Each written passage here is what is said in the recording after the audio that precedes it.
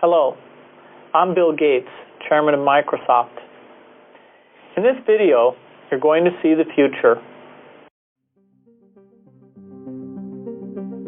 Who is Bill Gates? A software developer? A businessman? A philanthropist? A global health expert? This question, once merely academic, is becoming a very real question for those who are beginning to realize that Gates' unimaginable wealth has been used to gain control over every corner of the fields of public health, medical research, and vaccine development. And now that we are presented with the very problem that Gates has been talking about for years, we will soon find that this software developer with no medical training is going to leverage that wealth into control over the fates of billions of people. Because until we get almost everybody vaccinated globally, we still won't be fully back to normal. Bill Gates is no public health expert. He is not a doctor, an epidemiologist, or an infectious disease researcher. Yet somehow, he has become a central figure in the lives of billions of people, presuming to dictate the medical actions that will be required for the world to go back to normal. The transformation of Bill Gates from computer kingpin to global health czar is as remarkable as it is instructive, and it tells us a great deal about where we are heading as the world plunges into a crisis, the likes of which we have not seen before. This is the story of how Bill Gates monopolized global health. You're tuned into the Corbett Report. Until his reinvention as a philanthropist in the past decade, this is what many people thought of when they thought of Bill Gates. In the case of the United States versus Microsoft, the US Justice Department contended that the software giant had breached antitrust laws by competing unfairly against Netscape Communications in the internet browser market, effectively creating a monopoly. Bill's first concern was that the prosecution could potentially block the release of his company's latest operating system, Windows 98. Okay, you asking me about when I wrote this email, or what are you asking me about? I'm asking you about January of 1996. That month. Yes, sir. And what about it? What non-Microsoft browsers were you concerned about in January of 1996? I don't know what you mean concerned. What is it about the word concerned that you don't understand?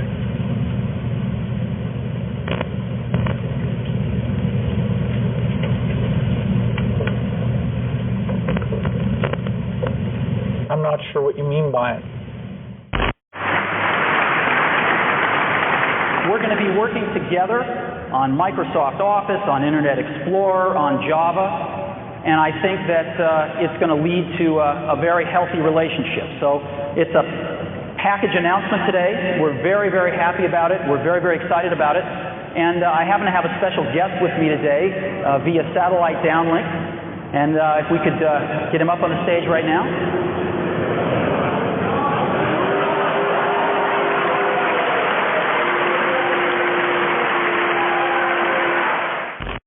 Police and security guards in Belgium were caught flat-footed today by a cowardly sneak attack on one of the world's wealthiest men. The target was Microsoft Chairman Bill Gates, arriving for a meeting with community leaders. Watch what happens when a team of hitmen meet him first with a pie in the face.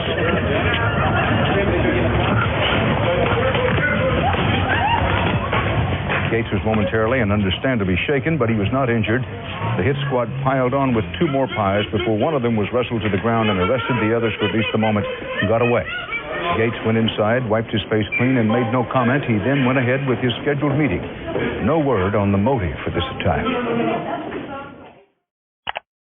But once reviled for the massive wealth and the monopolistic power that his virus-laden software afforded him, Gates is now hailed as a visionary who is leveraging that wealth and power for the greater good of humanity.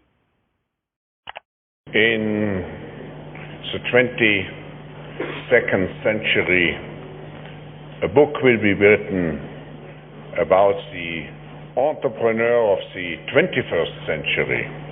I'm sure that the person who will foremost come to the mind of those historians is certainly Bill Gates. I don't think it's hyperbole to say that Bill Gates is singularly, I would argue, the most consequential individual of our generation. I mean that. Our next guest is one of the richest and most generous men in the world. Please welcome Bill Gates. At a time when everyone is looking to understand the scope of the pandemic and how to minimize the threat, one of the best informed voices is that of businessman and philanthropist Bill Gates. The process by which this reinvention of Gates's public image took place is not mysterious. It's the same process by which every billionaire has revived their public image since John D. Rockefeller hired Ivy Ledbetter Lee to transform him from the head of the Standard Oil Hydra into the kind old man handing out dimes to strangers. Don't you give a dime, Mr. Rockefeller? Please. Go ahead. You read a dime? Thank you, sir. Thank you very much. I consider myself... Thank you for the ride. I consider myself more than amply paid. Bless you, bless you, Yes. bless you. More to the point, John D. Rockefeller knew that to gain the adoration of the public, he had to appear to give them what they want: money. He devoted hundreds of millions of dollars of his vast oil monopoly fortune to establishing institutions that, he claimed, were for the public good. The General Education Board, the Rockefeller Institute of Medical Research, the Rockefeller Foundation. Similarly, Bill Gates has spent much of the past 2 decades transforming himself from software magnate into a benefactor of humanity through his own Bill and Melinda Gates Foundation.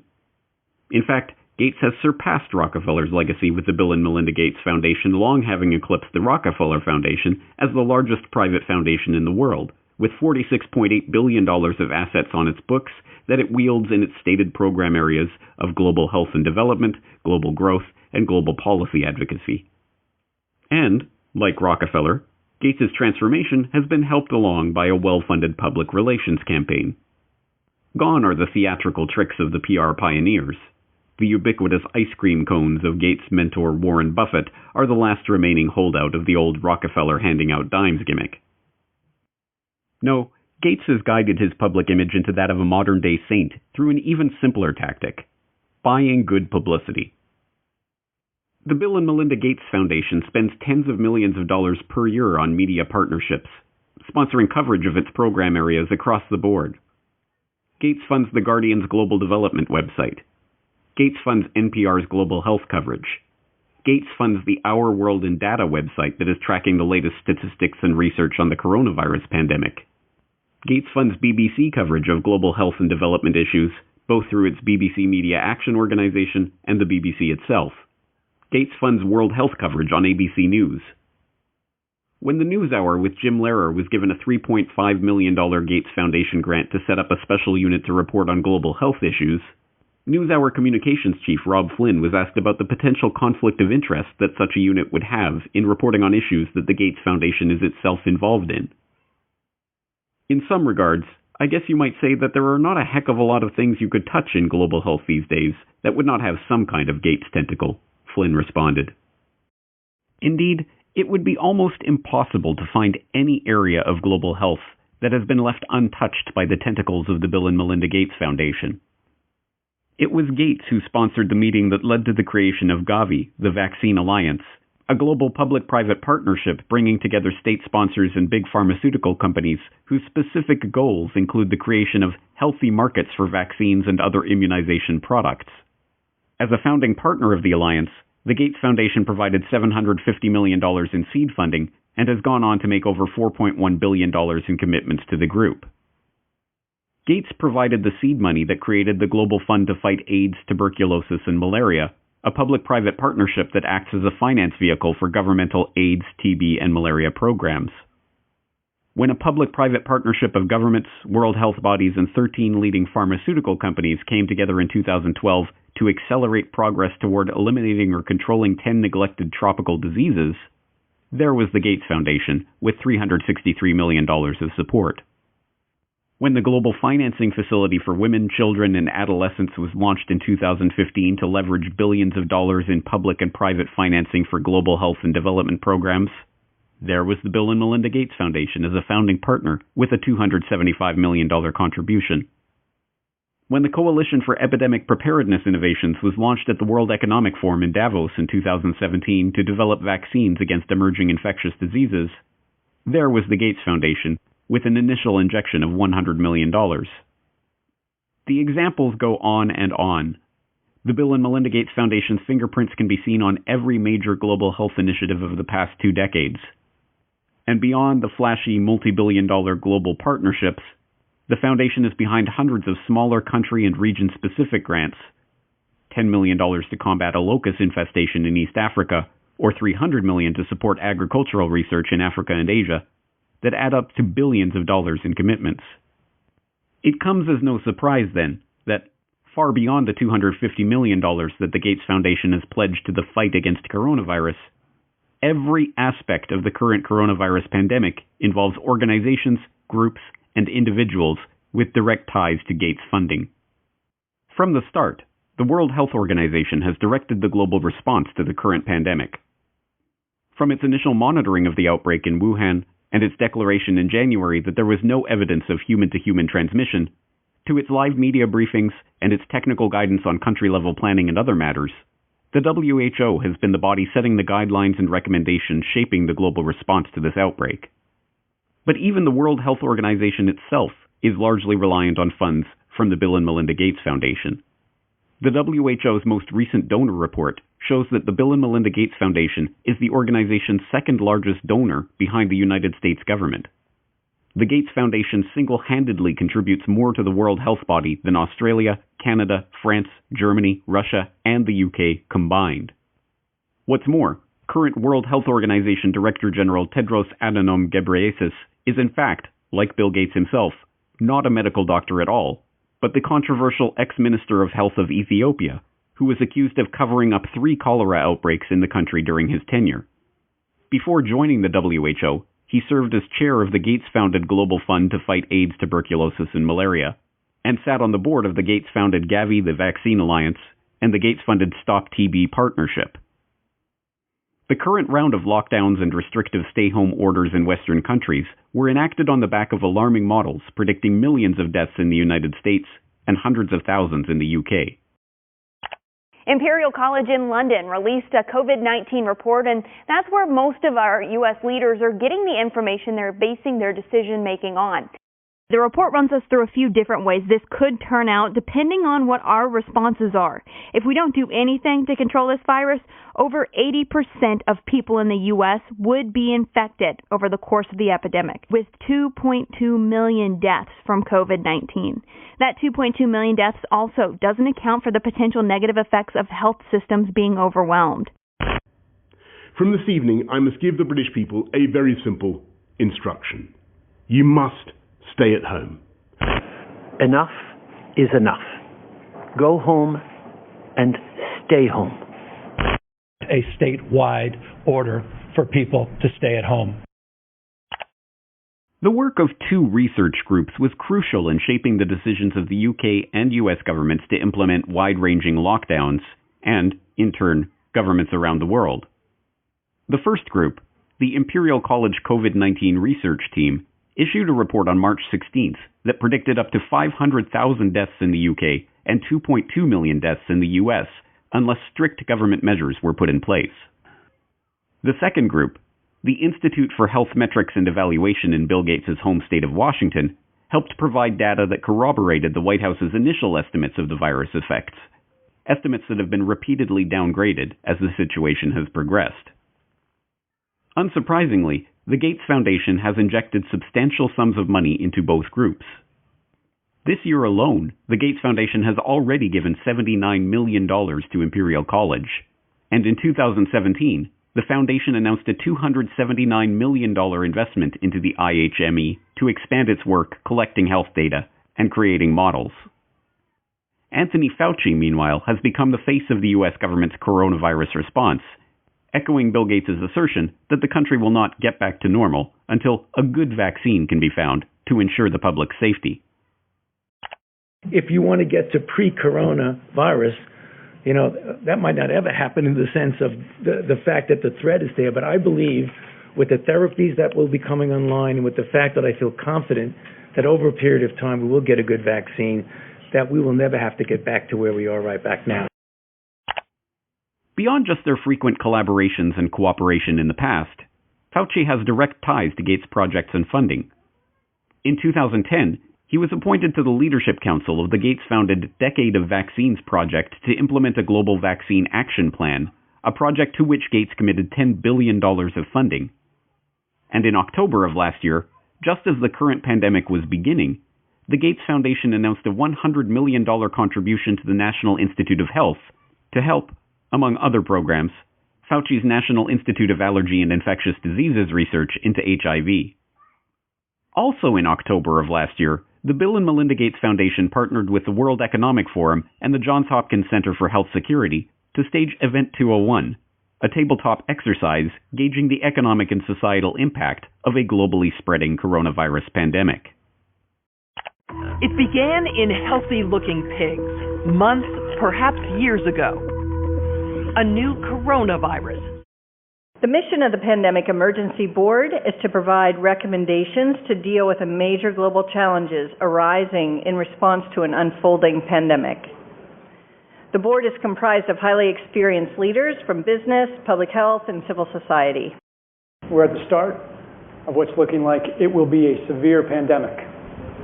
And there are problems emerging that can only be solved by global business and governments working together. Governments need to be willing to do things that are out of their historical perspective, or for the most part, it's really a war footing that we need to be on. Given the incredible reach that the tentacles of the Bill and Melinda Gates Foundation have into every corner of the global health markets, it should not be surprising that the foundation has been intimately involved with every stage of the current pandemic crisis either. In effect, Gates has merely used the wealth from his domination of the software market to leverage himself into a similar position in the world of global health. The whole process has been cloaked in the mantle of selfless philanthropy, but the foundation is not structured as a charitable endeavor. Instead, it maintains a dual structure. The Bill and Melinda Gates Foundation distributes money to grantees, but a separate entity, the Bill and Melinda Gates Foundation Trust, manages the endowment assets. These two entities often have overlapping interests, and, as has been noted many times in the past, grants given by the foundation often directly benefit the value of the trust's assets. One of my favorite parts about my job at the Gates Foundation is that I get to travel to the developing world, and I do that quite regularly. My first trip in India, I was in a person's home where they had dirt floors, no running water, no electricity, and that's really what I see all over the world.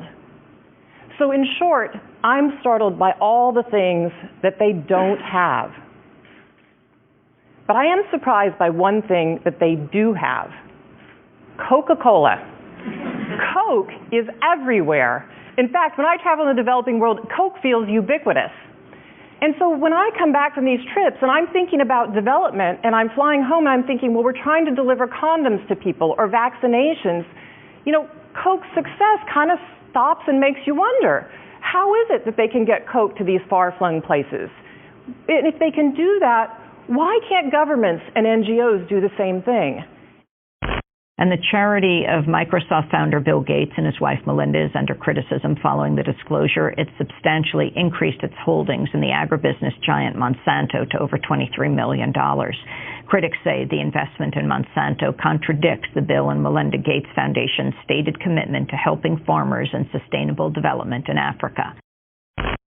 The study from the pressure group Global Justice Now paints a picture of the Gates Foundation partly as an expression of corporate America's desire to profit from Africa, and partly a damning critique of its effects. You could have a case where the initial research is done by a Gates-funded institution, the media reporting on how well that research is conducted is done, the media outlet is a Gates-funded outlet, and maybe a Gates-funded journalist from a media program, and then the program is implemented more widely by a Gates-funded NGO. I mean, there are some very insular circles here. Among the many criticisms, the idea that private finance can solve the problems of the developing world. Should poor farmers be trapped into debt by having to use chemicals or fertilizers underwritten by offshoots of the foundation? This is no mere theoretical conflict of interest. Gates is held up as a hero for donating $35.8 billion worth of his Microsoft stock to the foundation. But during the course of his decade of vaccines, Gates' net worth has actually doubled, from $54 billion to $103.1 billion. The Rockefeller story provides an instructive template for this vision of tycoon turned philanthropist. When Rockefeller faced a public backlash, he helped spearhead the creation of a system of private foundations that connected in with his business interests. Leveraging his unprecedented oil monopoly fortune into unprecedented control over wide swaths of public life, Rockefeller was able to kill two birds with one stone, molding society in his family's own interests, even as he became a beloved figure in the public imagination.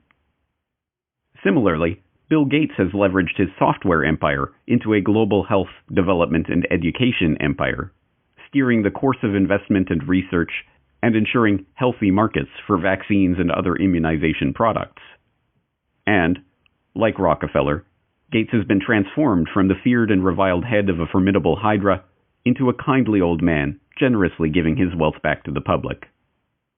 But not everyone has been taken in by this PR trick. Even The Lancet observed this worrying transformation from software monopolist to health monopolist back in 2009, when the extent of this Gates-led monopoly was becoming apparent to all. The first guiding principle of the Bill and Melinda Gates Foundation is that it is driven by the interests and passions of the Gates family. An annual letter from Bill Gates summarizes those passions, referring to newspaper articles, books, and chance events that have shaped the Foundation's strategy. For such a large and influential investor in global health, is such a whimsical governance principle good enough? This brings us back to the question, who is Bill Gates? What are his driving interests? What motivates his decisions? These are not academic questions. Gates' decisions have controlled the flows of billions of dollars, formed international partnerships pursuing wide-ranging agendas, ensured the creation of healthy markets for big pharma vaccine manufacturers. And now, as we are seeing, his decisions are shaping the entire global response to the coronavirus pandemic. Next week, we will further explore Gates' vaccination initiatives, the business interests behind them, and the larger agenda that is beginning to take shape as we enter the new normal of the COVID-19 crisis.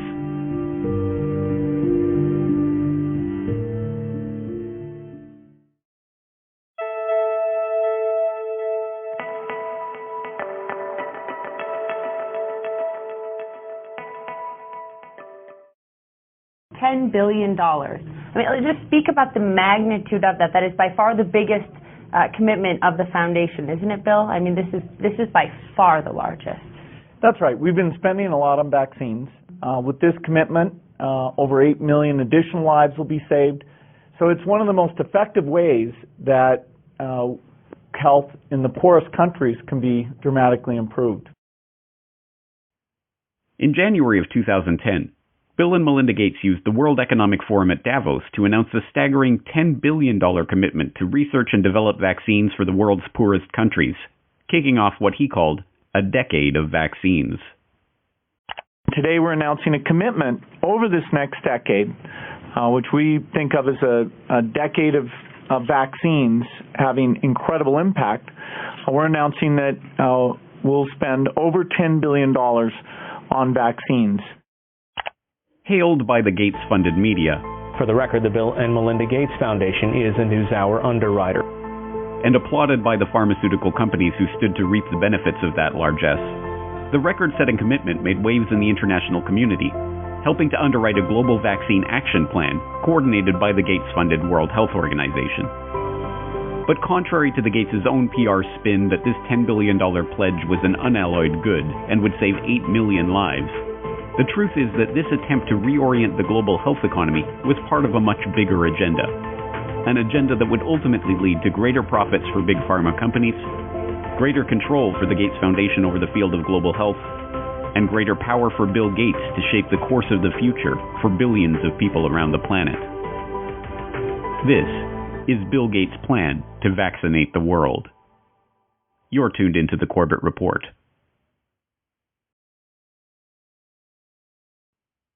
Given Gates' pledge to make this a decade of vaccines, it should come as no surprise that, since the dawn of this coronavirus crisis, he has been adamant that the world will not go back to normal until a vaccine has been developed. But we're going to have this intermediate period of opening up, and it won't be normal until we get an amazing vaccine to the entire world. The vaccine is critical because until you have that, things aren't really going to be normal. They can open up to some degree, but the risk of a rebound will be there until we have very broad vaccination. They won't be back to normal until we either have that phenomenal vaccine or a therapeutic that's like over 95% effective. And so we have to assume that's going to be almost 18 months from now. And then the final solution, which is a year to 2 years off, is the vaccine. So we've got to go full speed ahead on all three fronts. Just to head off the conspiracy theorists, maybe we shouldn't call the vaccine the final solution. Maybe just the best solution. Okay. More interestingly, since Gates began delivering this same talking point in every one of his many media appearances of late, it has been picked up and repeated by heads of state, health officials, doctors, and media talking heads, right down to the scientifically arbitrary but very specific 18-month time frame. Realistically, COVID-19 will be here for the next 18 months or more. We will not be able to return to normalcy until we find a vaccine or effective medications.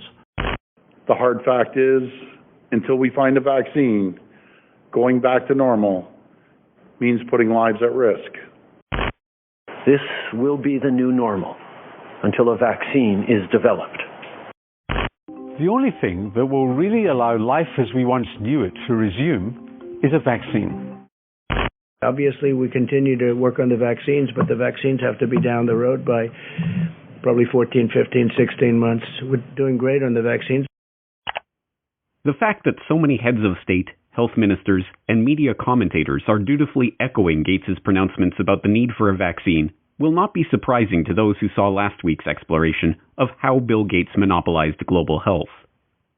As we have seen, the Gates Foundation's tentacles have penetrated into every corner of the field of public health. Billions of dollars in funding and entire public policy agendas are under the control of this man, an unelected, unaccountable software developer with no medical research experience or training. And nowhere is Gates' control of public health more apparent than in the realm of vaccines. Gates launched the decade of vaccines with a $10 billion pledge. Gates helped develop the Global Vaccine Action Plan administered by the Gates-funded World Health Organization. Gates helped found Gavi, the Vaccine Alliance, aiming to develop healthy markets for vaccine manufacturers. Gates helped launch Gavi with a $1 billion donation in 2011, going on to contribute $4.1 billion over the course of the decade of vaccines. And so I'm pleased to announce to you that we're pledging an additional $1 billion to...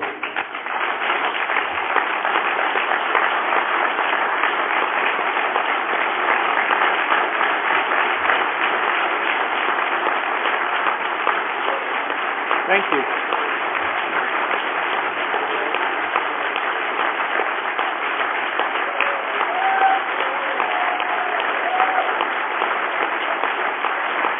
All right, thank you.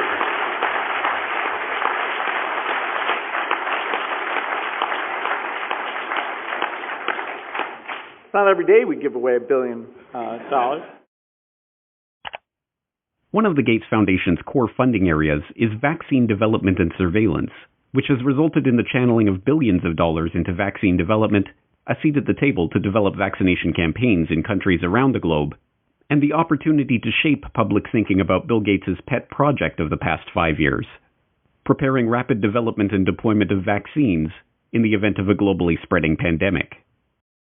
If anything kills over 10 million people in the next few decades, it's most likely to be a highly infectious virus.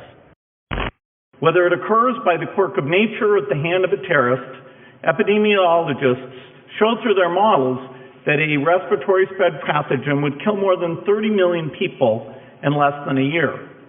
And there is a reasonable probability of that taking place in the years ahead. Many high-profile personalities have been gathering at this year's World Economic Forum in Davos, which aims to discuss and deal with the globe's most pressing issues. Amongst them is the Microsoft founder Bill Gates.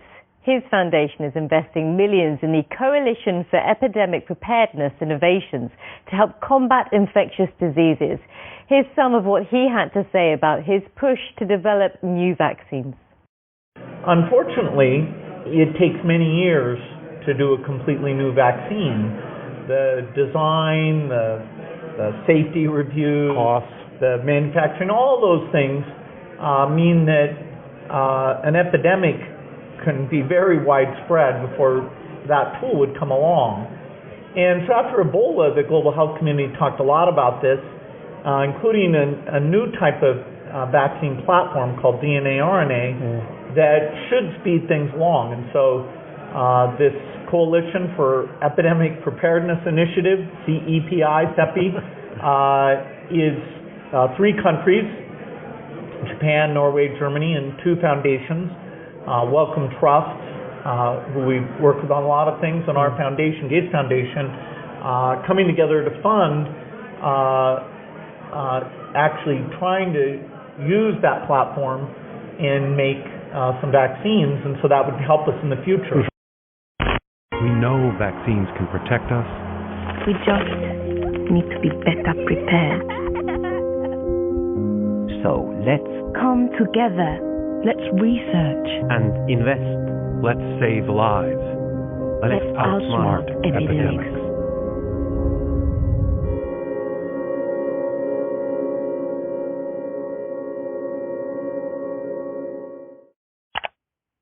Given Gates's mammoth investment in vaccines over the past decade, his insistence that things won't go back to truly normal until we have a vaccine that we've gotten out to basically the entire world is hardly surprising.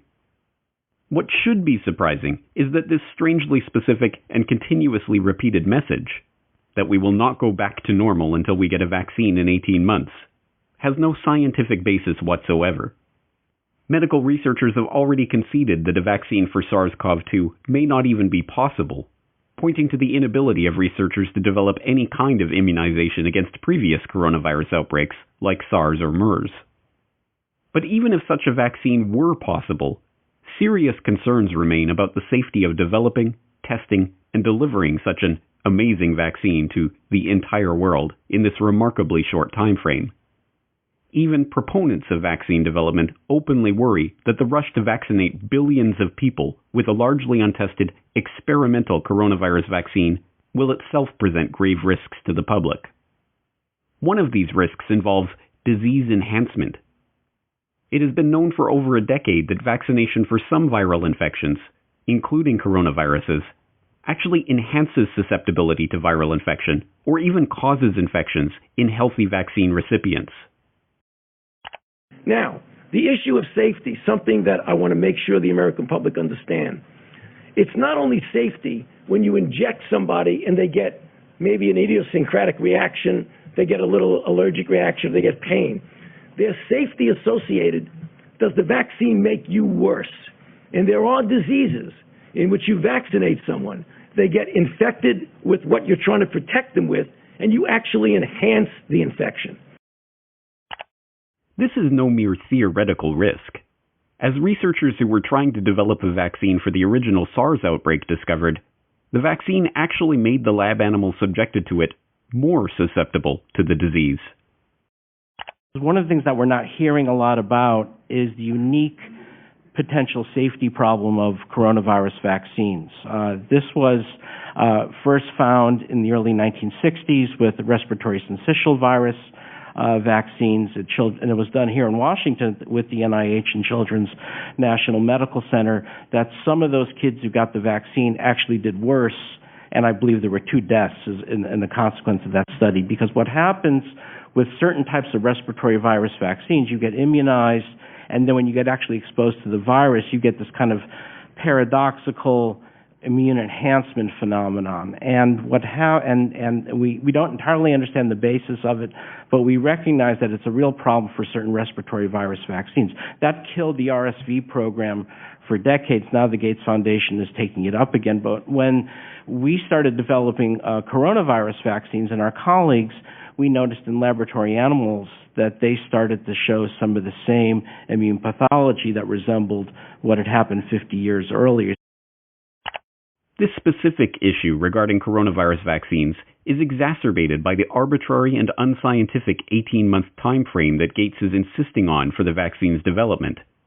In order to meet that deadline, vaccine developers are being urged to use new and largely unproven methods for creating their experimental immunizations, including DNA and mRNA vaccines. For a self-described wartime president, victory over COVID-19 equals a vaccine. I hope we're going to have a vaccine, and we're going to fast-track it like you've never seen before. Adding Trump-style branding, the administration launched Operation Warp Speed, a multi-billion-dollar research and manufacturing effort to shorten the typical year-plus vaccine development timeline. We're going to start ramping up production with the companies involved. And you do that at risk. In other words, you don't wait until you get an answer before you start manufacturing. You, at risk, proactively start making it, assuming it's going to work. You're thinking 18 months, even with all the work that you've already done to this point and the planning that you are taking with lots of different potential vaccinations and building up for that now? Yeah, so there's an approach called RNA vaccine that people like Moderna, CureVac, and others are using, that in 2015 we'd identified that as very promising for pandemics and for other applications as well. And so if everything goes perfectly with the RNA approach, we could actually beat the 18 months. We don't want to create unrealistic expectations. So the concept of an RNA vaccine is, let's inject the RNA molecule that encodes for the spike protein. It's making your cell do the work of creating this viral protein that is going to be recognized by your immune system and trigger the development of these antibodies. Our bodies won't make a full-fledged infectious virus, they'll just make a little piece and then learn to recognize it and then get ready to destroy the virus if it then later comes and invades us. It's a relatively new, unproven technology, and there's still no example of an RNA vaccine that's been deployed worldwide in the way that we need for the coronavirus. There's the possibility for unforeseen adverse effects. So this is all new territory. Whether it would elicit protective immune response against this virus is just unknown right now. Rushing at warp speed to develop a new vaccine using experimental technology and then mass-producing and delivering billions of doses to be injected into basically the entire world before adequate testing is even done amounts to one of the most dangerous experiments in the history of the world, one that could alter the lives of untold numbers of people. That an experimental vaccine, developed in a brand new way and rushed through with a special shortened testing regime, should be given to adults, children, pregnant women, newborn babies, and the elderly alike, would be, in any other situation, unthinkable. To suggest that such a vaccine should be given to the entire planet would have been called lunacy mere months ago. But now the public is being asked to accept this premise without question.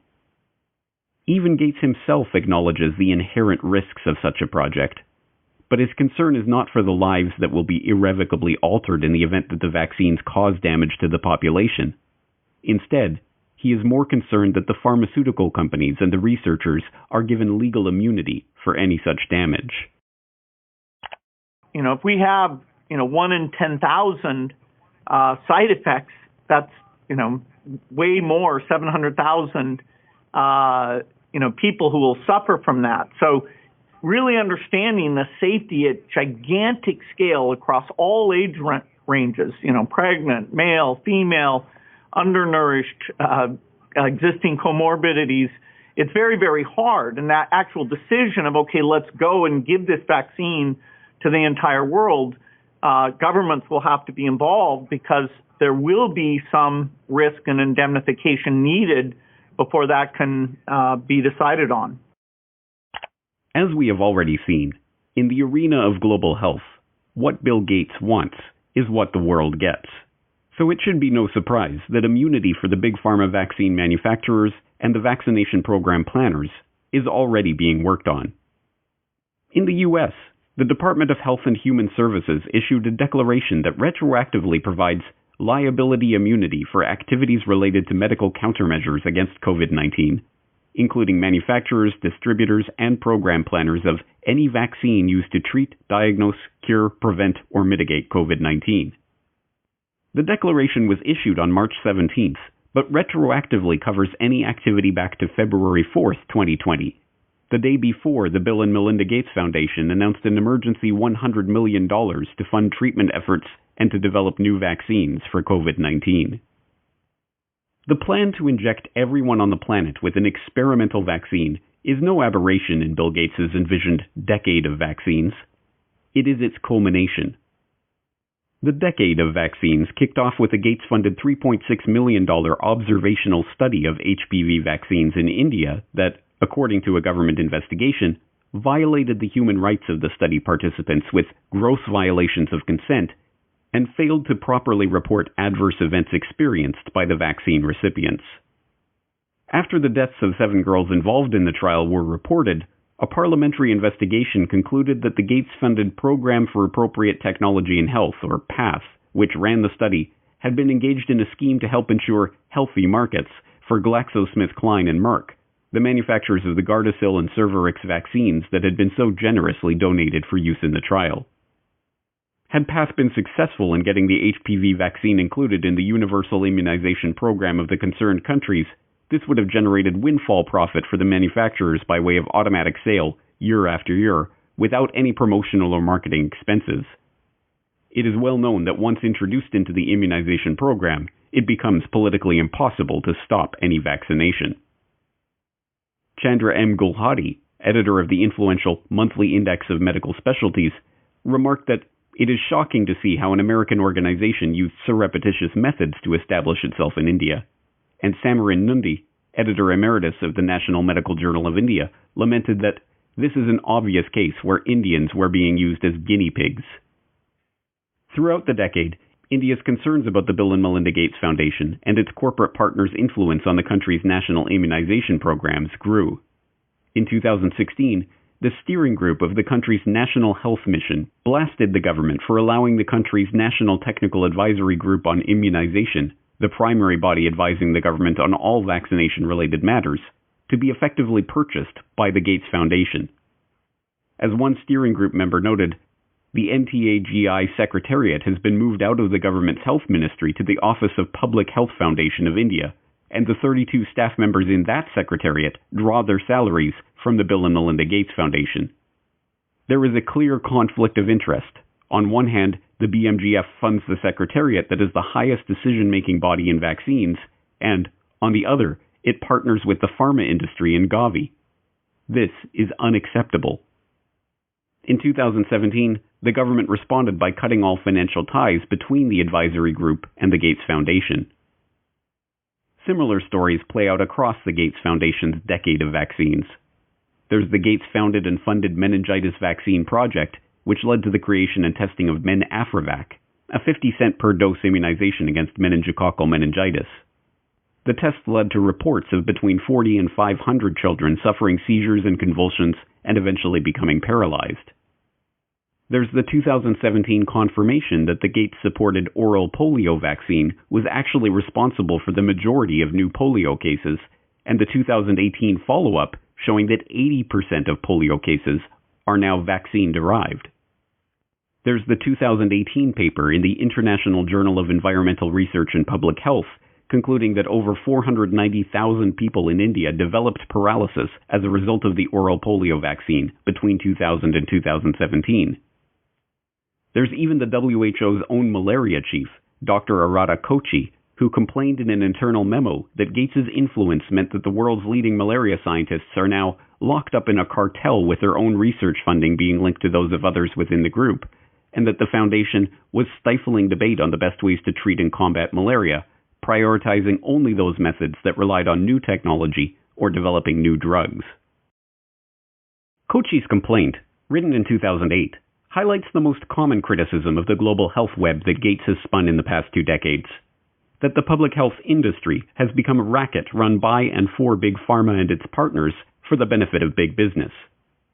At the time that Kochi was writing his memo, the executive director of the Gates Foundation's Global Health Program was Tachi Yamada. Yamada left his position as chairman of research and development at GlaxoSmithKline to take up the position at the Gates Foundation in 2006, and left the foundation 5 years later to become chief medical and scientific officer at Takeda Pharmaceuticals.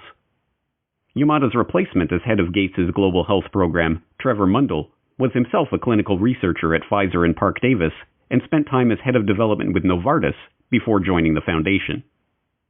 This use of foundation funds to set public policy to drive up corporate profits is not a secret conspiracy. It is a perfectly open one. When the Center for Global Development formed a working group to develop a practical approach to the vaccine challenge, they concluded that the best way to incentivize pharmaceutical companies to produce more vaccines for the Third World was for governments to promise to buy vaccines before they were even developed. They titled their report, Making Markets for Vaccines. The project, Making Markets for Vaccines, was really designed to address a problem that's existed for a long time, which is insufficient research and development budgets as well as investment capacity in vaccine development and production for the Third World. How do you create better incentives to get the pharma community, the vaccine community, to produce products that are specifically dedicated for the developing world? Michael Kremer, a professor at Harvard, had been thinking about this problem for many years. He realized that if the rich countries of the world were to make a promise that they would buy a malaria vaccine if somebody produced it, that would give an incentive to the pharmaceutical industry to go and do the research and development needed to make one. But this idea was unfamiliar. No government had made a commitment to buy a product that didn't already exist. When the first such advanced market commitment was made in 2007, a $1.5 billion promise to buy yet-to-be-produced vaccines from big pharma manufacturers, there was the Gates Foundation as the only non-nation sponsor. The Gates-founded Gavi Vaccine Alliance is an open partnership between the Gates Foundation, the World Health Organization, the World Bank, and vaccine manufacturers. Their stated goal includes introducing new vaccines into the routine schedules of national immunization programs, and to engage in market-shaping efforts to ensure healthy markets for vaccines and other immunization products. If introducing new vaccines and ensuring healthy markets for them was the aim of Gates's decade of vaccines, there can be no doubt that COVID-19 has seen that goal realized in spectacular fashion. Let's start the pledging. The EU kicked off its fundraising drive with €1 billion. In the hours that followed, pledges were beamed in from across the globe. The Kingdom of Saudi Arabia has pledged $500 million. Even pop icon Madonna made a last-minute donation of €1 million. By combining the world's expertise and brain power and resources, we can attack this disease in the way it's attacking us, globally. Our foundation is proud to partner with you, and I'm pleased to announce today that we will pledge $100 million towards this effort. Germany was one of the leading donors, pledging over €500 million. The money is earmarked for international health organizations and research networks in a bid to speed up the development of a vaccine. And there, at the center of this web, is the Gates Foundation, connected to every major organization, research institution, international alliance, and vaccine manufacturer involved in the current crisis. Certainly, the Gates, like the Rockefellers, have profited from their years as the most generous people on the planet. As curious as it might seem to those who don't understand the true nature of this monopoly cartel, despite all of these grants and pledges, commitments of tens of billions of dollars, Bill Gates' personal net worth has actually doubled during this decade of vaccines, from $50 billion to over $100 billion. But once again, we come back to the question, who is Bill Gates? Is he motivated simply by money? Is this incessant drive to vaccinate the entire population of the planet merely the result of greed? Or is there something else driving this agenda? As we shall see next time, money is not the end goal of Gates's philanthropic activities. Money is just the tool that he is using to purchase what he really wants. Control. Control not just of the health industry, but control of the human population itself.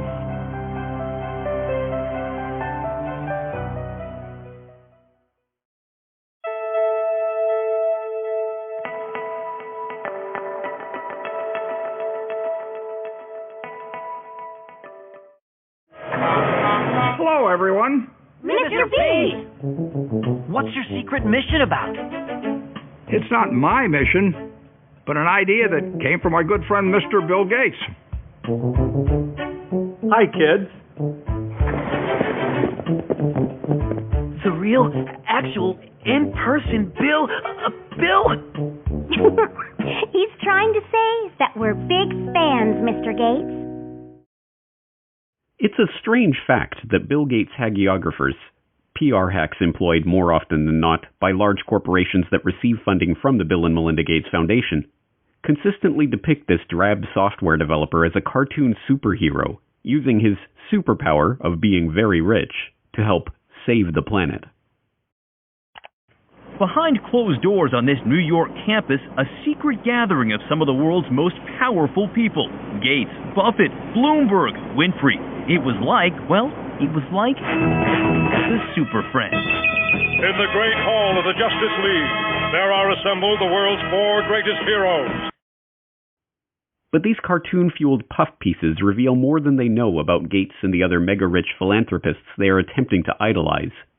They reveal that the idea of the selfless billionaire do-gooder is a work of fiction so unbelievable it is only fit for Saturday morning cartoon fare.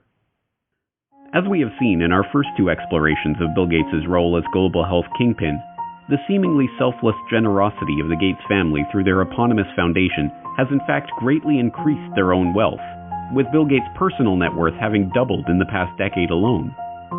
But the takeover of public health that we have documented in How Bill Gates Monopolized Global Health, and the remarkably brazen push to vaccinate everyone on the planet that we have documented in Bill Gates' Plan to Vaccinate the World, was not, at base, about money. The unimaginable wealth that Gates has accrued is now being used to purchase something much more useful. Control.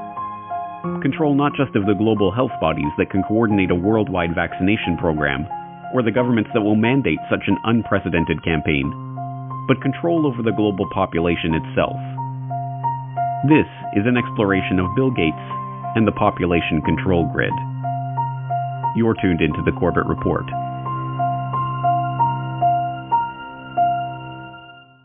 From a journalistic standpoint, Good Morning America's inane report on the secretive billionaire meeting that took place in New York in 2009 was a failure. It listed some of the meeting's attendees and their combined net worth.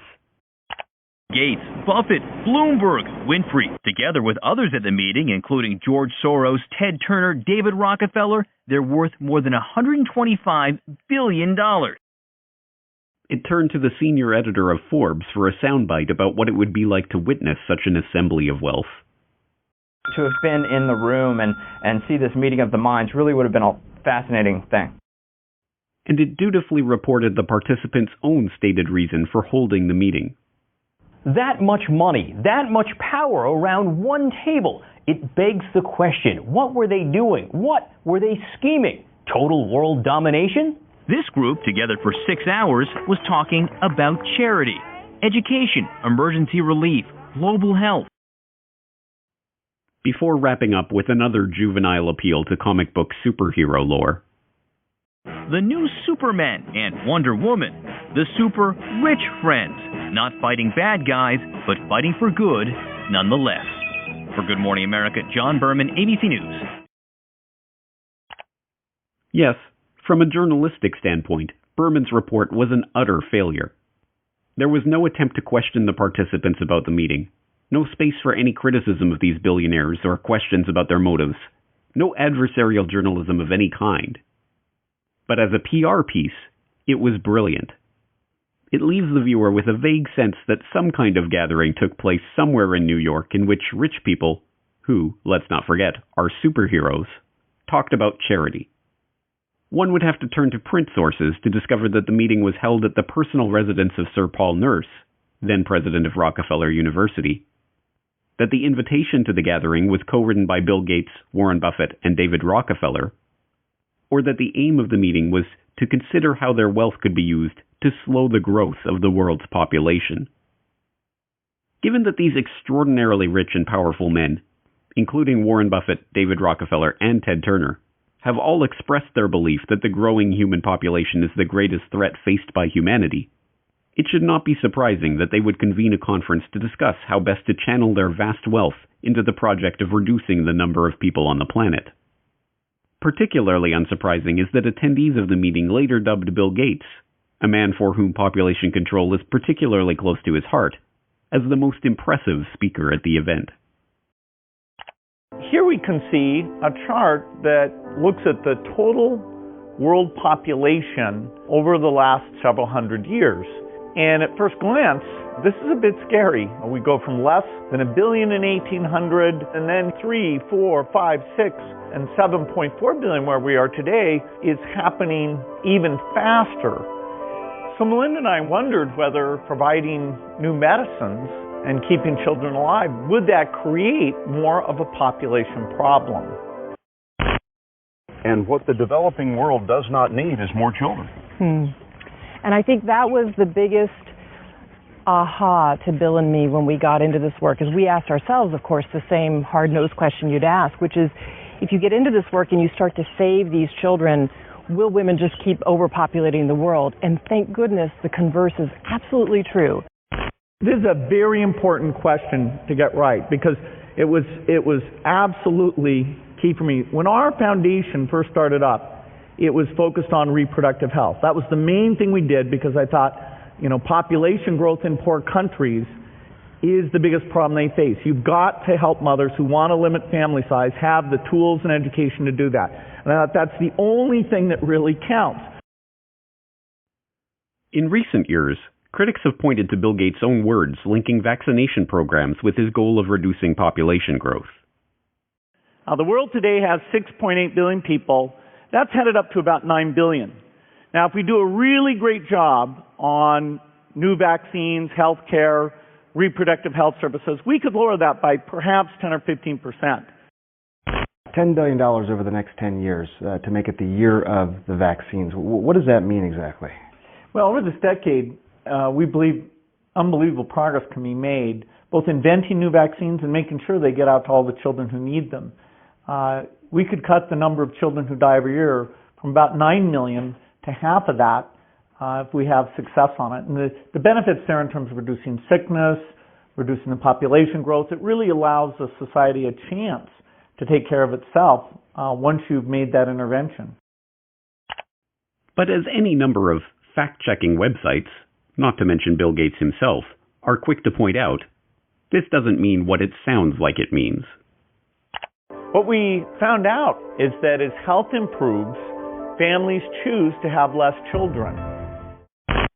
The truth is that when people's lives improve, when children survive, for instance, or when girls go to school, people start making decisions based on the expectation that their children will live and thrive. The result is smaller families and slower population growth. I came across articles that showed that the key thing you can do to reduce population growth is actually improve health. And that sounds paradoxical. You think, okay, better health means more kids, not less kids. Well, in fact, what parents are doing is they're trying to have 2 kids survive to adulthood to take care of them. And so the more disease burden there is, the more kids they have to have that high probability. So there's a perfect correlation that as you improve health, within a half generation, the population growth rate goes down. Yes, the Gates stated plan is to reduce population growth by improving health. But the idea of using vaccines as sterilization agents, even without the public's knowledge or consent, is not conspiracy lore, but documentable fact. In its 1968 annual report, the Rockefeller Foundation addressed the problems of population, lamenting that very little work is in progress on immunological methods, such as vaccines, to reduce fertility, and much more research is required if a solution is to be found here. The Foundation vowed to correct this problem by funding established and beginning investigators to turn their attention to aspects of research in reproductive biology that have implications for human fertility and its control. This was no empty promise. By the time of its 1988 annual report, the Rockefeller Foundation was able to report progress on its funding into contraceptive research, including Norplant, a contraceptive implanted under the skin of a woman's upper arm and effective for 5 years. In its 1988 report, the Rockefeller Foundation was pleased to announce that Norplant, which was developed by the Rockefeller-founded Population Council, was now approved for marketing in 12 countries. The Rockefeller's Population Council and other research organizations joined with the World Health Organization in 1972 to create a task force on vaccines for fertility regulation. By 1995, they were able to report progress in developing a prototype of an anti-HCG vaccine, which works by combining an immunogen formed from a synthetic peptide of human chorionic gonadotrophin, HCG, a hormone secreted by the surface of the early embryo to remain implanted in the womb, with a toxoid carrier molecule. The vaccine stimulates an immune reaction, causing women to develop antibodies against the hormone, thus preventing them from carrying babies to term. But beginning in the 1990s, a series of scandals over WHO-led vaccination programs in the Third World led to allegations that tetanus vaccines in places like the Philippines and Kenya were being laced with HCG in order to implement population control by stealth. The controversy generated by these stories led global institutions to step back from the campaign to champion population control by vaccine. But, as usual, the Bill and Melinda Gates Foundation was there to renew interest, working with the UK government to host a London summit on family planning in 2012, at which the foundation announced their support for funding the research, development, and deployment of injectable contraceptives to the developing world. You heard me talk earlier about Sadie, who I met in Niger. She was traveling 15 kilometers to get an injection. But let's ask ourselves, what if she didn't have to travel to that clinic? If we put it in her perspective, how can we keep her in her village to get the contraceptive she wants? Well, Pfizer is testing a new form of depot. The injection that she goes 15 kilometers to get, they're now putting it in a new form, a new device that can be given. It's very, very small. It's called Uniject. I think it's going to be pictured here. It's a high-quality product. It's effective. It's safe. It's tiny, as you can see, and it can be put in a healthcare worker's kit to give to the woman at the village level. So Sadie won't have to go 15 kilometers any longer to get that injection. But the Gates were not content to stop there. In 2014, it was announced that Microchips Biotech Inc., a company in Lexington, Massachusetts, had developed a new form of birth control, a wireless implant that can be turned on and off with a remote control and that is designed to last up to 16 years. According to MIT Technology Review, the idea originated when Bill Gates visited Robert Langer's MIT lab in 2012 and asked him if it would be possible to create an implantable birth control device that could be turned on or off remotely. Langer referred Gates to the controlled-release microchip technology he had invented and licensed to Microchips Biotechnology, and the Gates Foundation granted $20 million to the firm to develop the implants. Reducing population growth has, by Gates' own admission, been a core mission of the Gates Foundation since its inception. But in order to really understand what Gates means by population control, we have to look beyond the concept of controlling population size. At its most fundamental level, the population control that Gates speaks of is not birth control, but control of the population itself. In order to understand the broader population control agenda and how it ties into the Gates Foundation's plans, we have to look at a puzzling development that took place in 2017. In that year, Gavi, the Gates-founded and funded alliance that partners the Gates Foundation, the World Health Organization, and the World Bank with vaccine manufacturers to help ensure healthy markets for vaccines, took a strange pivot away from its core mission of vaccinating every child on the planet to providing every child with a digital biometric identity. The idea was first floated by Gavi CEO Seth Berkley in a Nature article that year, Immunization Needs a Technology Boost, where he states that the goal of 100% immunization will not be reached without secure digital identification systems that can store a child's medical history. He then gives a specific example. We are working with a company in India called Kushi Baby, which creates off-grid digital health records. A necklace worn by infants contains a unique identification number on a short-range communication chip. Community health workers can scan the chip using a mobile phone, enabling them to update a child's digital record even in remote areas with little phone coverage. This sudden interest in digital identity was no mere passing fancy for the Vaccine Alliance. Gavi doubled down by becoming a founding member of the ID 2020 Alliance, a public-private partnership dedicated to spearheading a global digital biometric identity standard. Other founding members of the alliance include Gates' first company, Microsoft, and the Rockefeller Foundation. In 2018, Gavi issued a call for innovation in digital technologies for finding, identifying, and registering the most vulnerable children. The call specifically requested technologies for capturing, storing, and enrolling the biometric details of infants on rugged biometric devices. Berkeley continued to follow up on this idea in public engagements as one of the new core missions of Gavi. What's interesting is that people tend to think of, birth certificates as kind of a major document, but, the most common, as I mentioned before, is not a birth certificate, is not a death certificate, is not a marriage certificate. The most common connection, vital registration for the population is actually a child health card, because we reach more than 90% of children with at least one dose of vaccine as part of routine. So they're in the system. The challenge is that contact is not connected into the system. So if you could connect it, then you have the ability to give them their basic identity papers. You have ability then later on, if they want to own land or they want to have their rights, you're able to help them with that. But we're not currently taking advantage of that, and so the children get seen, they get enrolled in the health centers, but that information is not used for anything else. Although vaccines and identity may seem unrelated, Bill Gates has spent the last few years funding research that can bring the two ideas together. Late last year, Gates once again turned to Robert Langer and his MIT colleagues to investigate new ways to permanently store and record the vaccination information of each individual. The result of their research was a new vaccine delivery method.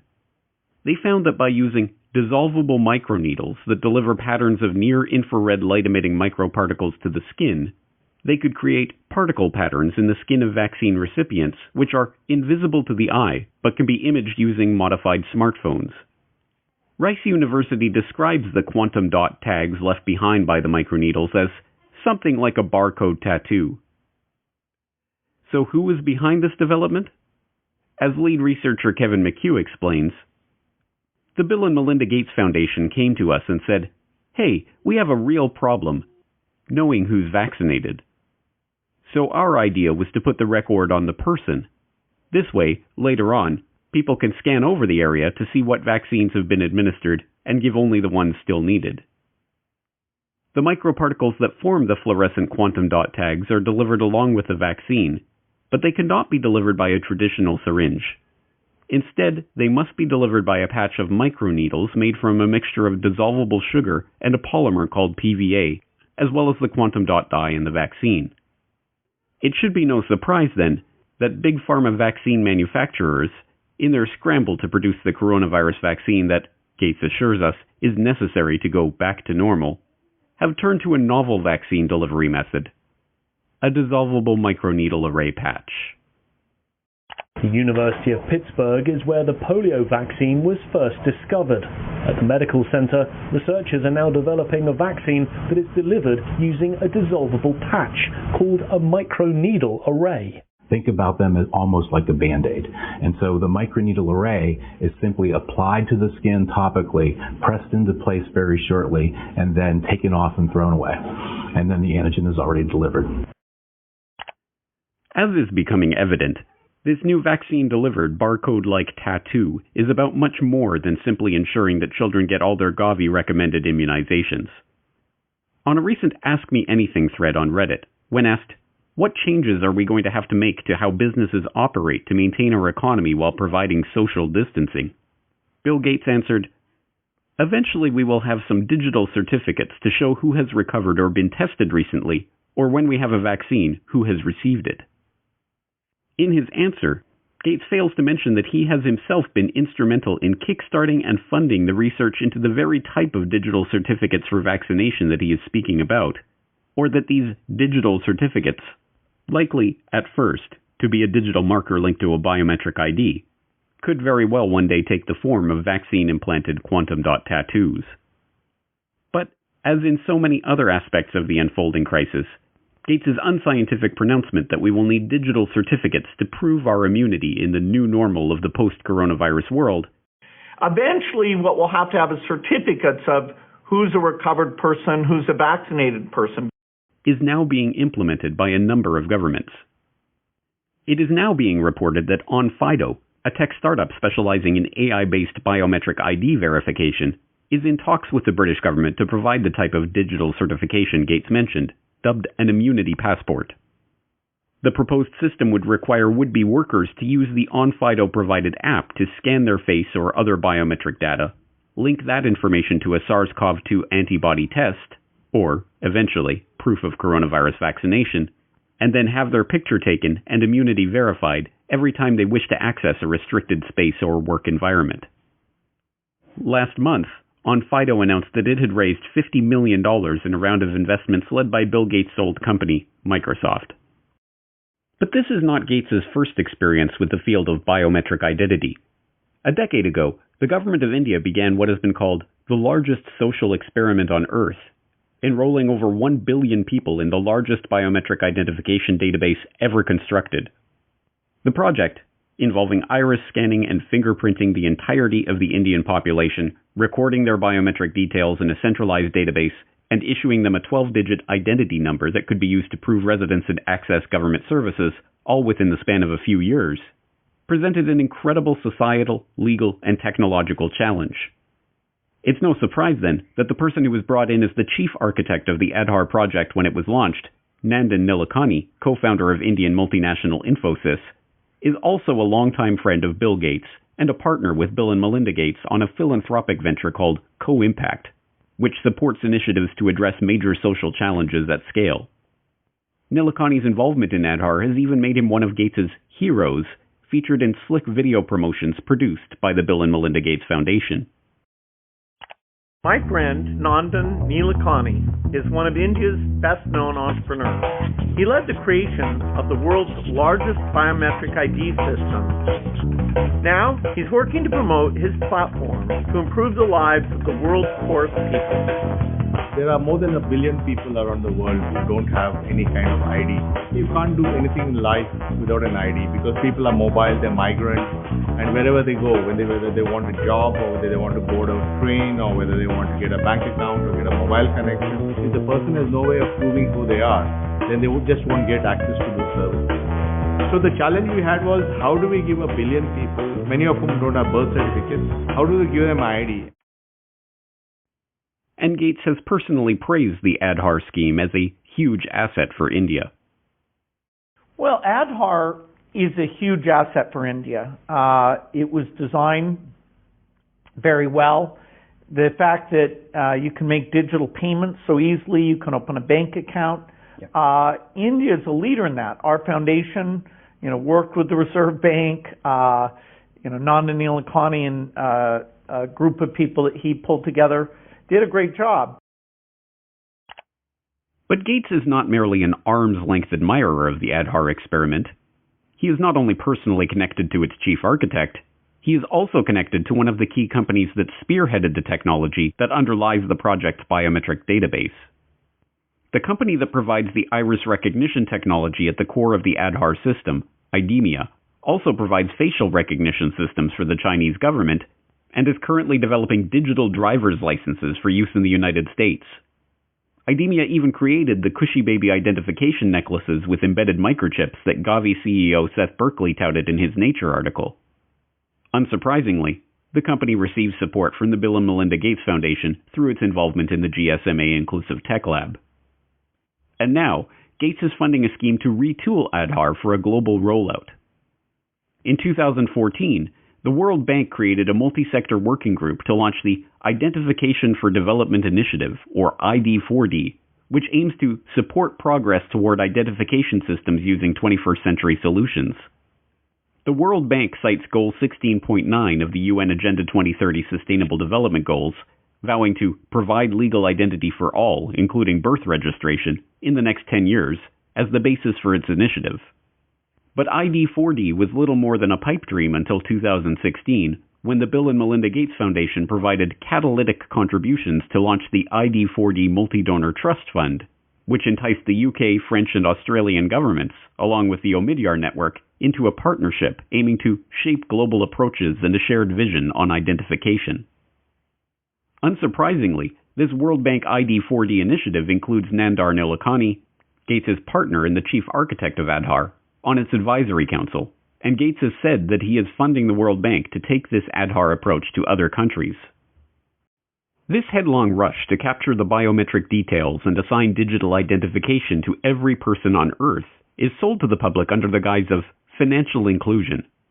The poorest people on the planet have trouble accessing financial services and receiving government aid because they don't have official government identification papers. In this formulation, being issued a government ID, having one's biometric details registered, tracked, and databased by the government, is a human right that must be secured. It should be no surprise by this point that this human right also has direct benefits for big business and for the entities that are looking to exert greater control over the human population.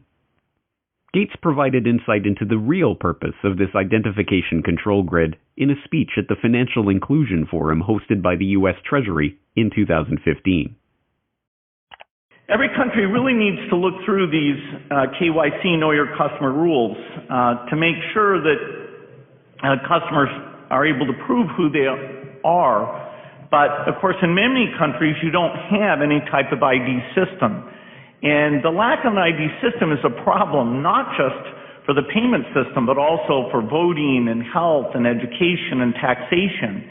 And so it's a wonderful thing to go in and create a broad identification system.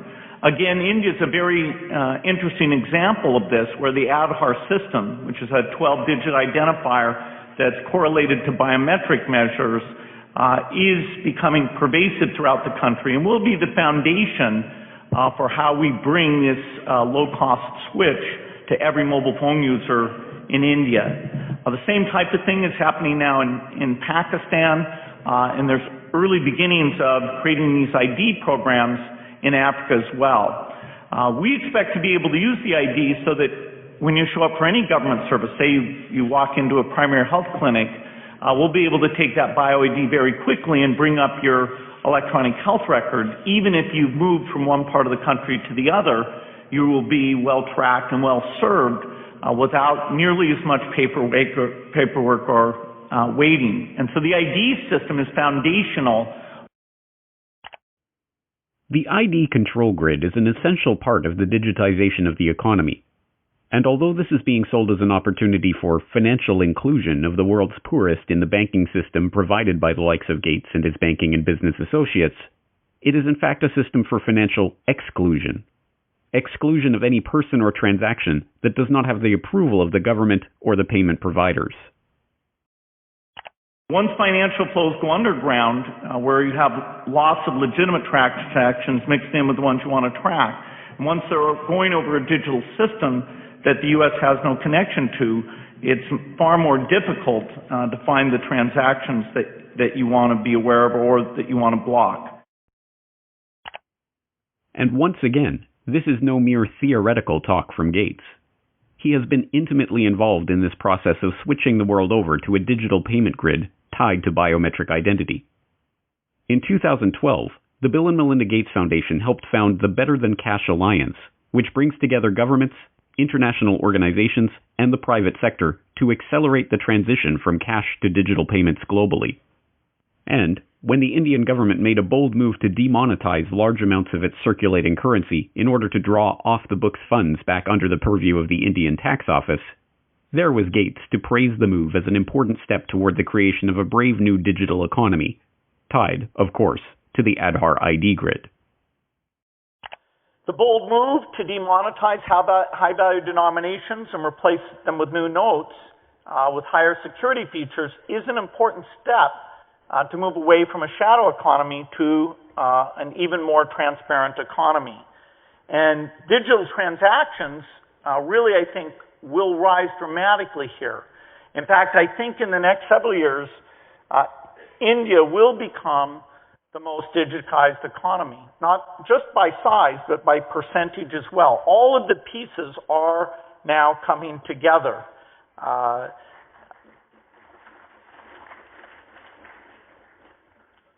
One piece of this that we've enjoyed consulting with the government on making sure it comes together in the right way is the pending rollout of payment banks. This, for the first time, really will mean that you have full currency capability on those digital phones. Once you have that digital infrastructure, the whole way you think about government benefits can be done differently. Over time, all of these transactions will create a footprint. And so when you go in for credit, the ability to access your history, that you've paid your utility bills on time, that you've saved up money for your children's education, all of those things in your digital trail, accessed in an appropriate way, will allow the credit market to properly score the risk and therefore loosen up more money for investments, not only in the agriculture sector, but for all the entrepreneurs in the country. The different parts of this population control grid fit together like pieces of a jigsaw puzzle. The vaccination drive ties into the biometric identity drive, which ties into the cashless society drive. In Gates's vision, everyone will receive the government-mandated vaccinations, and everyone will have their biometric details recorded in nationally administered, globally integrated digital IDs. These digital identities will be tied to all of our actions and transactions, and, if and when they are deemed illegal, they will simply be shut off by the government, or even the payment providers themselves. The Indian experiment in pioneering this biometric digital economy, an experiment with which Gates has been so intimately involved, also provides a perfect example of just how such a system will be abused. In January 2018, a report in the Tribune revealed that all of the details, including the name, address, postal code, photo, phone number, and email of all billion-plus Aadhaar-registered Indians, was available for purchase on WhatsApp for 500 rupees, or about $7 US. The Unique Identification Authority of India that administers the Aadhaar scheme was then forced to admit that approximately 210 websites, including websites of the central government and state government departments, were displaying the list of government beneficiaries along with their name, address, other details, and Aadhaar numbers. Even more worryingly, newly obtained documents show that the Indian government is integrating Aadhaar-collected data to create a 360-degree database that will automatically track when a citizen moves between cities or buys new property, and integrate that data into a real-time geospatial database built by the country's space agency, ISRO. Only the most willfully obtuse could claim to be unable to see the nightmarish implications for this type of all-seeing, all-pervasive society, where every transaction and every movement of every citizen is monitored, analyzed, and databased in real time by the government. And Bill Gates is one of those willfully obtuse people. A current debate that's on in India and globally as well around data. Now, you've been an advocate of Aadhaar. You've supported it, you've defended it, and I think that the questions arise not on whether it's a good idea or not, but whether it should be made mandatory for every citizen, for every service possible, because it was envisaged as people accessing government subsidy using the Aadhaar card to avoid duplication and leakages. The question then is that India today is still grappling with putting in place a privacy framework, a privacy regulation, a data protection regulation. In that context, then, does it make sense, even though the matter is in court today, to link Aadhaar to every possible service? Well, Aadhaar is just something that avoids you pretending to be somebody else. That, you can have, fake people on the government payroll. Aadhaar, prevents you being on that payroll as a ghost worker. It prevents you from collecting things that you shouldn't collect or accessing a health record you shouldn't have access to. So the basic Aadhaar mechanism is an identity mechanism. And so it's too bad if somebody thinks that because Aadhaar is there, that in and of itself creates a privacy problem. Gates's response is, of course, disingenuous. The very purpose of a globally integrated ID grid and cashless payment architecture is to remove privacy from our lives. It should be no surprise, then, that this man who is not concerned about the privacy implications of a global, real-time electronic ID and digital payments grid is also a prime investor in ardnah LLC, a company promising to deploy a large constellation of advanced imaging satellites that will deliver real-time, continuous video of almost anywhere on Earth. No, this Gates-driven agenda is not about money. It is about control. Control over every aspect of our daily lives, from where we go, to who we meet, to what we buy and what we do. The great irony is that this billionaire philanthropist, so often depicted as a cartoon superhero for his dazzling generosity, actually resembles nothing so much as a comic book supervillain, right down to the use of his vast wealth to sponsor Harvard University research into dimming the sun by spraying particles into the stratosphere. But once again, we are driven back to the question, who is this person? What ideology is driving this quest for control? And what is the end goal of this quest? Who is Bill Gates?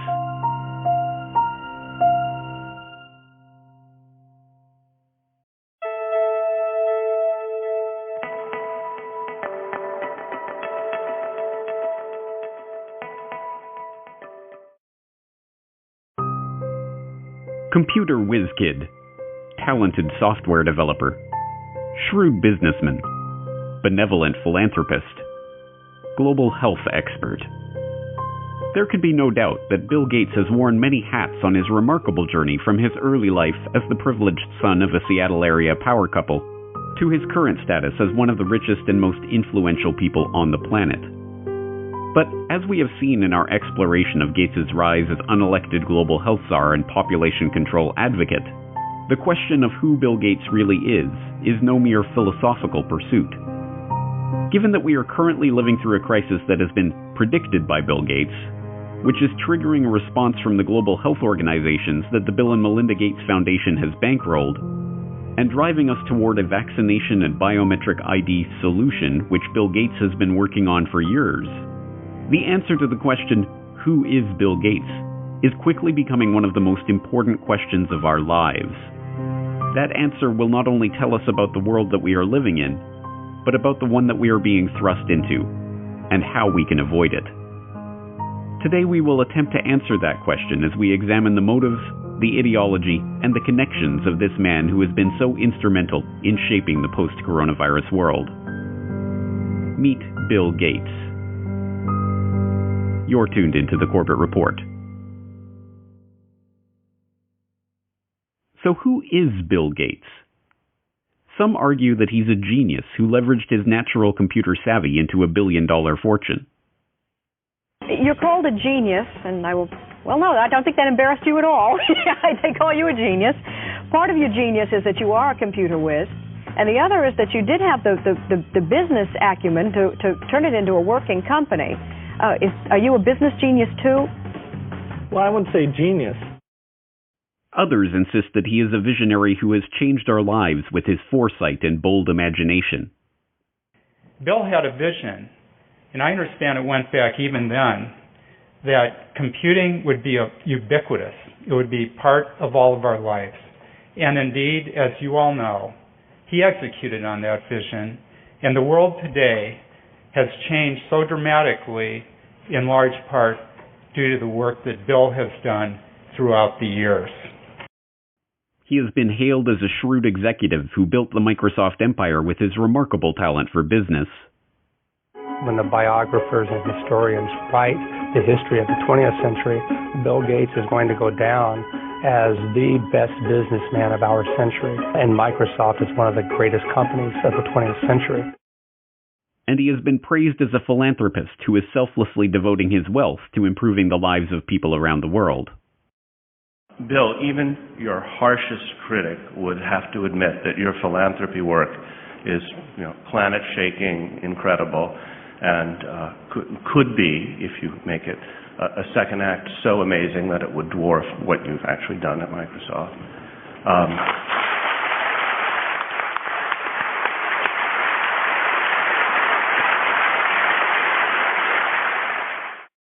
But, like anyone of his status, he has his detractors. In the 1990s, he was often portrayed as the greedy head of the evil Microsoft monopoly. Bill Gates isn't content with his Windows system running just a few PCs. He wants it to run the world, spreading like a computer virus into our faxes, our phones, our TV sets, and yes, even our toasters. But in the age of the coronavirus crisis, he is most often treated like some sort of epidemiologist or leading health researcher. Back here with us once again to talk about this, as well as testing, treatments, and more, Bill Gates, co-chair of the Bill and Melinda Gates Foundation. Bill, thanks so much for being back with us. It's been a little over a month since you were here, and at that time, you said the U.S. had not hit its peak. So at this point, do you think we have peaked, and where do you think we are right now in kind of the arc of the pandemic? But in truth, none of these perspectives are accurate. Microsoft's big break famously came from a deal to provide software for IBM as they moved into the personal computer market. But the deal was not the result of Gates's technical genius or amazing business acumen. As has been quietly admitted by IBM executives in the years since, Microsoft was given their shot at the chance to work with Big Blue as a result of Gates's mother's relationship with IBM CEO John Opel. You remember your partnership of IBM and Bill Gates. How did it break up? I do remember very well, actually. Bill Gates, at the time, at the beginning of our relationship with him, was living on pizza and Pepsi-Cola in Albuquerque, New Mexico. And his mother happened to be on the United Way board with our chairman and asked our chairman to help him. And, when the chairman comes in and tells you to go help this kid, 900 people get on the plane Monday morning, and they all go down to try to help Bill Gates. So I don't see Bill Gates as this great creative person. I see him as an opportunist. And in fact, in those days, there was a lot of sharing of software code. People gave it away. In Silicon Valley, they would share everything. He came in and he tried to control everything and put a price on it. Computer historians have long known how the basis for what became MS-DOS was not Bill Gates' brilliant imagination, but QDOS, a quick and dirty operating system that had been thrown together by Tim Patterson, a worker at Seattle Computer Products, as a placeholder until he could sell a proper operating system to his customers. And as even Gates himself admitted, the breakthrough graphical user interface that became the basis for Windows was ripped off from the researchers at the Xerox Palo Alto Research Center. As Bill would say after Apple unsuccessfully sued Microsoft for copyright infringement over Windows GUI, "Hey, Steve, just because you broke into Xerox's house before I did and took the TV doesn't mean I can't go in later and take the stereo." And, as Gates also admits, it is not a spirit of selfless generosity that motivates his interest in vaccines and other lucrative health interventions.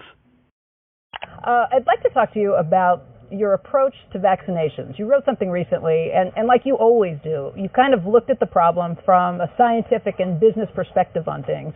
You've invested $10 billion in vaccinations over the last 2 decades, and you figured out the return on investment for that, and it kind of stunned me. Can you walk us through the math? We see a phenomenal track record. It's been $100 billion overall that the world's put in. Our foundation is a bit more than $10 billion, but we feel there's been over a 20-to-1 return. So if you just look at the economic benefits, that's a pretty strong number compared to anything else. As we have seen, Gates's philanthropic investment scheme has paid off well, with his $50 billion net worth having ballooned to over $100 billion after his decade of altruism in the vaccine market. As critics of his foundation have repeatedly pointed out, the 9 million people who die every year of hunger would be best served by securing food supplies, running water, and other basic necessities, not costly medical interventions for rare diseases.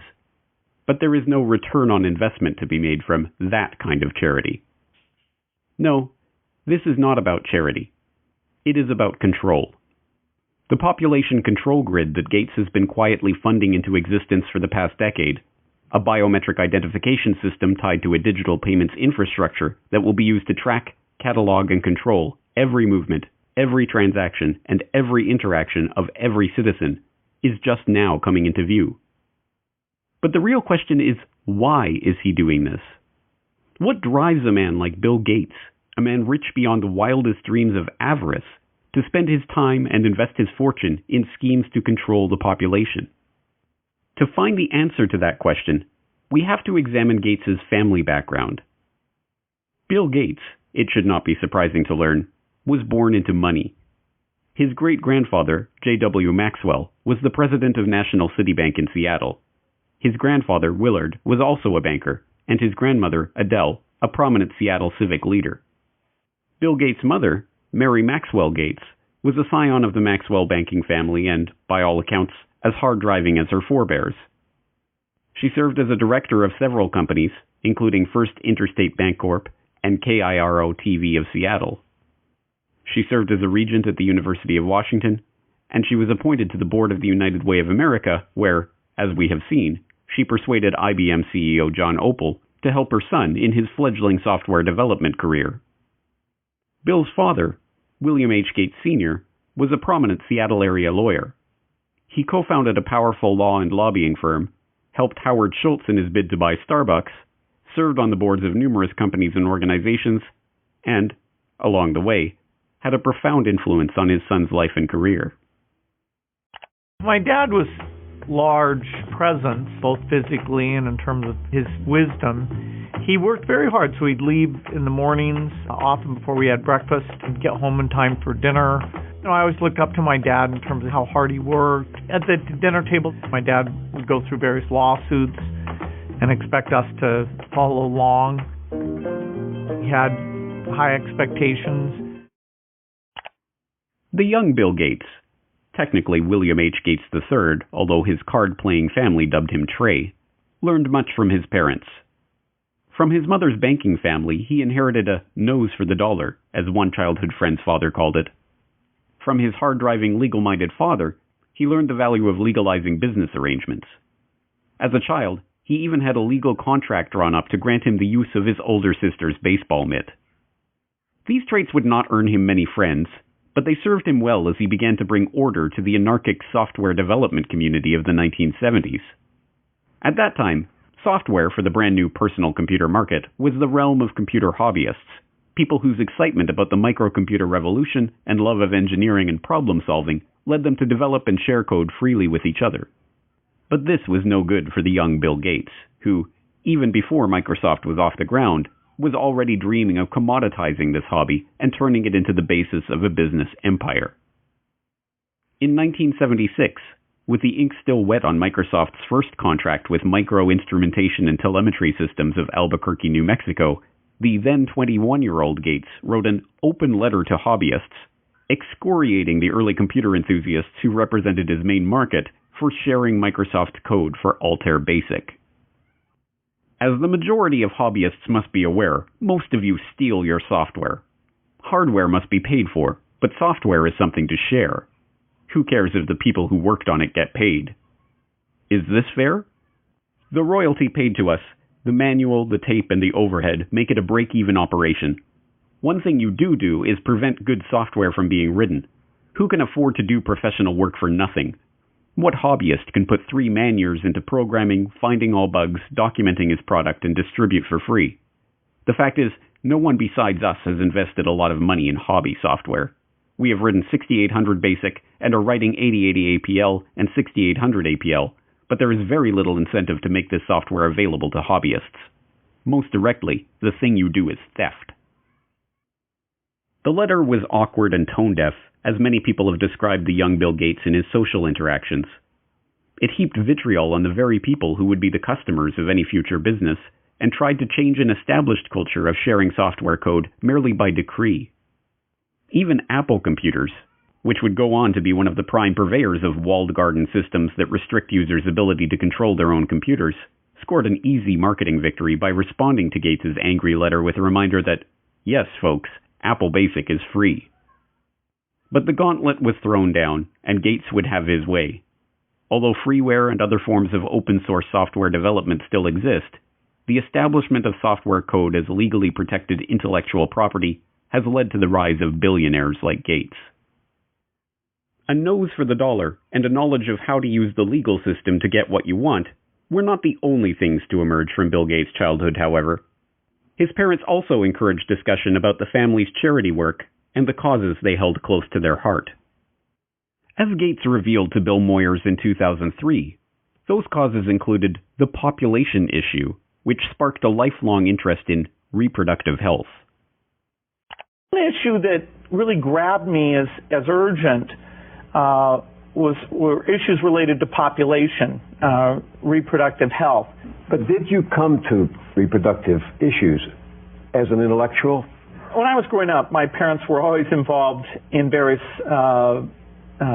volunteer things. My dad was head of Planned Parenthood, and it was very controversial to be involved with that. Gates tips his hand when he equates issues related to population with reproductive health.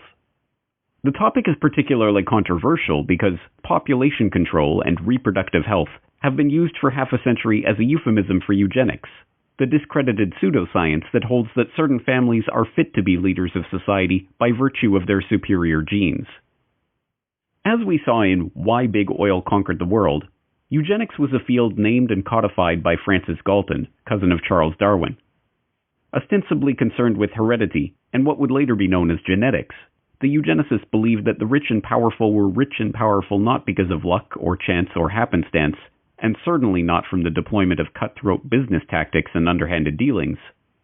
No, the rich and powerful had attained their status because they came from better stock. Conversely, the poor were poor because of their defective germplasm. As transparent as it seems to us today that this ideology was a self-serving self-justification for the ruling class, it was quickly taken up as the great social crusade of the early 20th century. From Teddy Roosevelt to H.G. Wells to Julian Huxley to Winston Churchill, there was widespread support for the eugenicist notion that society must strive to make sure that the rich and well-born breed as much as possible, and the poor, infirm, and feeble-minded be prevented from having children. A common eugenicist argument was that the scarce resources of society should not be used to support the lower classes, as that only encouraged more of their kind. Instead, life-saving medical care and intervention should be rationed so that those resources can be best put to use elsewhere. So-called negative eugenicists even took things further, with some, like famed playwright George Bernard Shaw, calling for people to be called before a state-appointed board to justify their existence or be put to death. But there are an extraordinary number of people whom I want to kill. Not in any unkind or personal spirit, but it must be evident to all of you, you must all know half a dozen people at least, who are no use in this world, who are more trouble than they are worth. And I think it would be a good thing to make everybody come before a properly appointed board, just as he might come before the income tax commissioner, and say every 5 years or every 7 years, just put him there and say, sir or madam, now will you be kind enough to justify your existence? But in the post-World War II era, as the name of eugenics became tarred by association with the Nazi atrocities, the talk of death panels and other harsh eugenicist notions was dropped from public conversation. Now, the quest to reduce the size of the poor population was spoken of as population control and reproductive health. Still, occasionally, these old negative eugenics ideas are revisited in moments of candor.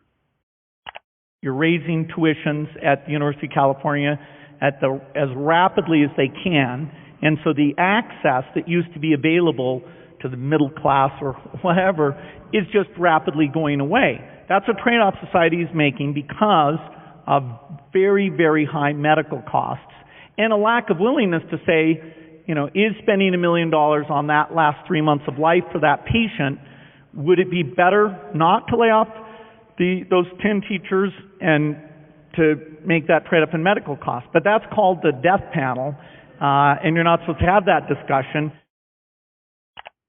It is worth questioning why this man, who openly muses about death panels and the trade-offs of providing health care to the elderly, is to be taken completely at face value in his attempts to slow population growth in the Third World, or to handle a coronavirus health crisis that primarily affects the elderly. That the Gates agenda is being driven by a eugenicist ideology is suggested by multiple lines of evidence, both historical and current.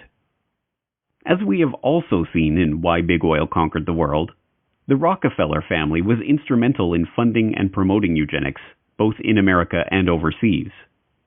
The Rockefellers helped fund the Eugenics Record Office. The founding director of the Rockefeller Institute for Medical Research, William Welch, sat on the ERO's board and helped direct its activities. The Rockefellers sponsored the studies of the eugenics researchers at the Kaiser Wilhelm Institutes in Germany, including Ernst Rudin, who would go on to draft Nazi Germany's forced sterilization law. And, when the American Eugenics Society became embarrassed of its own name, its longtime director, Frederick Osborne, merely took over as president of the Rockefeller-founded Population Council. This dedication to the cause of public health did not escape the approving gaze of Bill Gates Sr. In a chapter of his 2009 book, Showing Up for Life, called Walking with Giants, he writes admiringly of the Rockefellers and their influence in the field. Every corner we've turned in the field of global health, we've found that the Rockefellers were already there and had been there for years. When we committed to childhood immunization, we found ourselves building on efforts the Rockefeller Foundation had helped launch and fund in the 1980s. When we became interested in fighting malaria and tuberculosis, we learned that the Rockefellers had been studying the prevention and treatment of such diseases around the globe for, in some cases, as long as 100 years. A similar dynamic held true in the case of HIV/AIDS. A lesson we learned from studying and working with the Rockefellers is that to succeed in pursuing audacious goals, you need like-minded partners with whom to collaborate. And we learned that such goals are not prizes claimed by the short-winded. The Rockefellers stay with tough problems for generations. As Gates Sr. suggests, it is by working with like-minded partners that such great achievements in the field of global health can be made. For the Gates, these like-minded partners include the Rockefellers themselves. Bill Gates Sr. got to discuss global health, agriculture, and environment with the likes of David Rockefeller Sr. and David Rockefeller Jr. at a meeting on Philanthropy in a Global Century at Rockefeller University campus in 2000. And Bill Gates, as we have seen, co-hosted a meeting on reducing the population with David Rockefeller in 2009. But the most salacious hints of a deeper agenda are not to be found in the Gates' public associations, but in the associations that they have tried to hide from the public. Jeffrey Epstein may be dead, but this story isn't. A shocking new report from the New York Times sheds light on the connection between Microsoft founder Bill Gates and the late Jeffrey Epstein. After Gates' name came up in connection with Epstein and MIT Media Lab, Gates gave a statement to the Wall Street Journal where he insisted he did not have any business relationship or friendship with Epstein. But new reporting from the New York Times outlines numerous meetings between Gates and Epstein and a conversation with Bill and Melinda Gates' foundation, a connection between their foundation and J.P. Morgan to set up a charitable fund that would financially benefit Epstein. You know what I want to know? Why? Beginning in August of last year, a string of information connecting Bill Gates to convicted sex offender Jeffrey Epstein began to emerge. Flight logs revealed that Gates had flown on Jeffrey Epstein's private jet. An email surfaced showing disgraced MIT Media Lab director Joy Ito, who resigned from his position after it was discovered that he had helped cover up Jeffrey Epstein's identity as an anonymous donor to the lab, informing his staff that a $2 million donation to the lab in 2014 was a gift from Bill Gates, directed by Jeffrey Epstein. As the story gained momentum, Gates tried to downplay the relationship, with a Gates spokesperson protesting that Gates didn't know it was Epstein's plane, and Gates himself insisting that "I didn't have any business relationship or friendship with Epstein." This was immediately contradicted by the New York Times, who reported in October of 2012 that Gates had in fact met with Epstein on multiple occasions, even going so far as to discuss the creation of a multi-billion-dollar charitable fund with seed money from the Bill and Melinda Gates Foundation and J.P. Morgan Chase. According to the Times, Gates emailed his colleagues about Epstein in 2011. "His lifestyle is very different and kind of intriguing, although it would not work for me." Epstein's will even named Boris Nikolic, a Harvard-trained immunologist who served as the chief scientific advisor to both Microsoft and the Bill and Melinda Gates Foundation, and who appears in the sole publicly known photo of Epstein and Gates' 2011 meeting at Epstein's Manhattan mansion, as the backup executor of Epstein's estate. It is not difficult to see why Gates would try to distance himself from his relationship with a child sex trafficker. Epstein, after all, is suspected of ensnaring high-ranking politicians, businessmen, and even royalty in an intelligence-directed honeypot operation, recording them in the act of sexually abusing underage girls and using that evidence as blackmail. But, as it turns out, the attempt to suppress the Gates-Epstein story may have been an attempt to suppress the revelation of an altogether different shared interest. Sources say several accusers have come forward in New Mexico, where Epstein owns a sprawling ranch. According to a new report published in the New York Times, not verified by NBC News, Epstein wanted to use the ranch for controlled breeding, using his DNA to improve humanity. Citing 2 award-winning scientists and an advisor to large companies and wealthy individuals, the article reports Epstein surrounded himself with leading scientists and would tell them he wanted to have 20 women impregnated at a time on the ranch. The already scarcely believable Jeffrey Epstein story took another bizarre turn in August of 2019, when it was reported that Epstein hoped to seed the human race with his DNA. As the New York Times explained, Epstein's plan to impregnate 20 women at a time at his New Mexico ranch in order to seed the human race with his DNA, a plan he told to a number of the scientific luminaries he kept in his orbit, put a modern gloss on a very old idea. Mr. Epstein's vision reflected his long-standing fascination with what has become known as transhumanism, the science of improving the human population through technologies like genetic engineering and artificial intelligence. Critics have likened transhumanism to a modern-day version of eugenics, the discredited field of improving the human race through controlled breeding. Epstein's interest in genetics led him to sponsor a number of scientists working in the field, including George Church, a Harvard geneticist whose lab received funding from Epstein's foundation from 2005 to 2007 for cutting-edge science. Church publicly apologized for his connection to Epstein, which included several meetings a year from 2014 onward. This was neither the first nor the last time that this unassuming Harvard biologist, whose cutting-edge science often strays into controversial areas, caused a public scandal. In 2019, Church proposed a genetics dating app, which was immediately denounced as applied eugenics. Church also acted as scientific advisor to Editas Medicine, a startup seeking to use the genome editing tool CRISPR-Cas9 to eliminate diseases by deleting the parts of a genetic code responsible for the illness. In 2015, the company announced it had raised $120 million from a group led by Epstein's appointed backup executor, Dr. Boris Nikolic. Naturally, that group of investors included Bill Gates. Yes, Bill Gates is certainly following his father's advice to collaborate with like-minded partners. So the question remains, is Bill Gates motivated by eugenics? Given that eugenics went underground over half a century ago, we are unlikely ever to unearth a frank admission along those lines from Gates himself. After all, there are no longer any card-carrying members of the American Eugenics Society.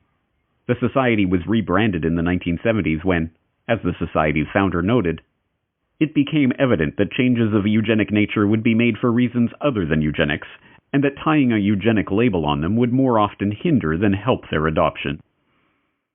But there was an American Eugenics Society in the 1920s, and it just so happened to boast a William H. Gates on its member roster.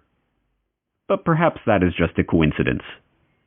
And there was an American Eugenics Society in the 1960s, when William H. Gates II was preceded as head of Planned Parenthood by Alan Guttmacher, who simultaneously served as the director of the American Eugenics Society. And perhaps it was coincidence that the Bill and Melinda Gates Foundation organized their London Summit on Family Planning, at which the Gates recommitted themselves to funding population control in the Third World, in July 2012, on the anniversary of the first International Eugenics Congress, held in London exactly 100 years prior. And perhaps it is reaching to compare the young Bill Gates's dating preferences to the genetic-based dating favored by modern-day eugenicists. I interviewed several women who had dated Bill just briefly, and one told me the very first question Bill asked her was, "What did you score on your SAT test?" This is not exactly, what a young woman wants to hear. For Bill Gates, though, he had scored a perfect 800 on his math portion of the SAT, and this was a matter of pride with him, and he wanted to make sure whoever he was dating, had scored a pretty high grade. No, we cannot expect an answer about Bill Gates' true motives to come from Gates himself. By this point, the question of Bill Gates' intentions has been buried under the combined weight of hundreds of millions of dollars of paid PR spin. Like the Rockefellers before them, the Gates have long since learned the secret of enlarging their family fortune, not to mention their control over the human population, by donning the mask of philanthropy. There are many perspectives on Bill Gates. Depending on who you ask, he is a computer savant, a genius businessman, or a saintly philanthropist. But all of these perspectives have been brought to you through PR outlets founded or funded by the Bill and Melinda Gates Foundation. Bill Gates is no longer a subject for historians but hagiographers. Now we must confront the question of why this man is motivated to build such a web of control over our public health agencies. And for all 193 member states, you must make vaccines a high priority in your health systems to ensure that all your children have access to existing vaccines now and to the new vaccines that have recently become available. Control over our identities. And the lack of an ID system is a problem, not just for the payment system, but also for voting and health and education and taxation. And so it's a wonderful thing to go in and create a broad identification system. Control over our transactions. Once financial flows go underground, where you have lots of legitimate transactions mixed in with the ones you want to track, and once they're going over a digital system that the U.S. has no connection to, it's far more difficult to find the transactions that you want to be aware of or that you want to block. And even control over our bodies.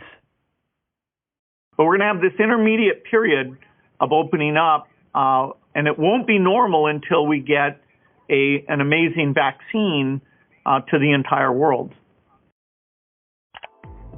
We must confront the possibility that this quest for control comes not from a selfless spirit of generosity that never seemed to exist before he became a multi-billionaire, but from the same drive for money, the same desire for domination, and the same sense of superiority that motivated him on his way up the corporate ladder. But if the answer to the question, who is Bill Gates, is Bill Gates is a eugenicist, that tells us some important things about the world that we are living in. It tells us that Gates is deceiving the public into supporting his takeover of the world with a false front of philanthropy. It tells us that the goal of the Gates, like the goal of the Rockefellers before them, is not to improve the world for humankind, but to improve the world for their kind. And most importantly, it tells us that Bill Gates is no comic book supervillain, single-handedly directing all of the chaos that is unfolding in the world or single-handedly bringing his own order to that chaos.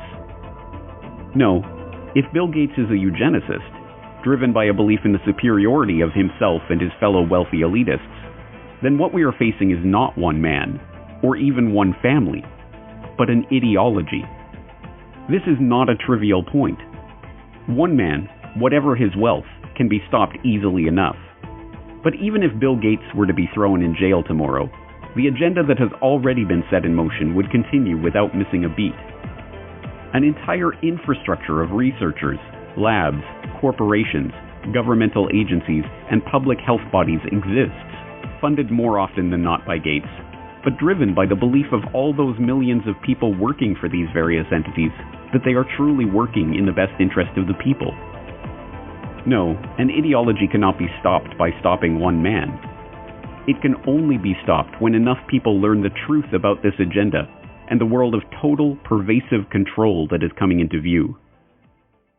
If you have watched all 4 parts of this exploration on Bill Gates, then you are now one of the most informed people on the planet about the true nature of this agenda. You have seen how the takeover of public health has been used to railroad the world into a headlong rush toward mandatory vaccinations, biometric identification, and digital payments. You have seen how the pieces of this puzzle fit together, and how they represent a far greater threat to the future of humanity than any virus. Here is the good news. Armed with this information, you have the antidote to the scourge of this eugenicist ideology. The truth is that ideologies are viruses of the mind. They spread from person to person, infecting them with ideas that can lead to a disease of the body politic. But here is the even greater truth. Inoculations do work. Inoculations of truth against the lies of those spreading their poisonous ideology. If you have made it this far, it is incumbent on you to help inoculate those around you against the corrupt ideology of Bill Gates and all those who seek to control the population of the world. You must help to spread this information so that others have a chance to see the bigger picture and decide for themselves whether they are willing to roll up their sleeves and accept what is coming or not. But time is not on our side. Even as we speak, mass vaccination campaigns are being prepared. We are already building our plans to vaccinate the whole city of Chicago and working with others across the region on a major plan for this. We've bought syringes, we've bought cold boxes, we've planned out locations. Biometric identification schemes and immunity passports are already being rolled out. And so while we started with travel at our core, we're a biometric secure identity platform, where it's always been about attaching your identity to your boarding pass, the airport, or your ticket to get into a sports stadium, or your credit card to buy a beer. And so now with the launch of Clear Health Pass, it's about attaching your identity to your COVID-related health insights for employers, for employees, for customers. Programs for tracking, tracing, and surveilling the entire population are already being beta tested. Today we are launching another useful tool that can supplement the critical detective work we are conducting in public health. Alberta Trace Together is a voluntary, secure, mobile contact tracing application to help prevent the spread of COVID-19. And the digital payment infrastructure, the system of financial exclusion that will allow governments to turn off our access to the economy at will, is being put into place. In order to avoid the risk of transmission through physical handling of money, we encourage the use of cashless transactions, such as mobile money, M-Pesa and otherwise, and credit cards. People are using touchless payment systems much more than they're using cash, both because we're not interacting with people directly as much anymore, and also because cash is kind of skeezy. We must spread the word about the dark nature of this population control agenda to as many people as we can, before our ability to speak out against this agenda is taken away for good. Thanks to the likes of Bill Gates, the virus of this population control agenda is already here. It is threatening to crash the system as we've known it. But if Bill Gates has taught us anything, applications like Word and Excel, PowerPoint, it's how to deal with a virus. It's time for a hard reset.